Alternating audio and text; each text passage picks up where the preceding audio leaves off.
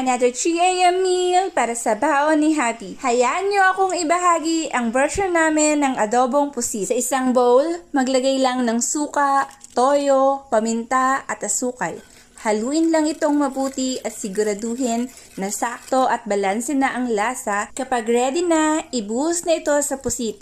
Dito natin ito ibababad ng mga 10 hanggang 15 minuto. Simulan na ang paggisa ng luya, bawang, sibuyas at kamatis. Makalipas ang 2 minuto, ilagay na ang pusit. Tinanggal ko muna ang sabaw nito at isinet aside. Mabilisan lang nating igigisa ang ating pusit sa loob ng 1 minuto. Ibuhos na ang pinagbabada ng pusit. Adjust na ang ating stove into high heat dahil saktong 2 minuto lang natin pakukuluan ng pusit upang maiwasan ang pagkunat nito. Tinanggal ko na ang pusit at muli ay pinakuluan ng sabaw upang lumapot ito. Ready na ang ating adobong pusit. Enjoy!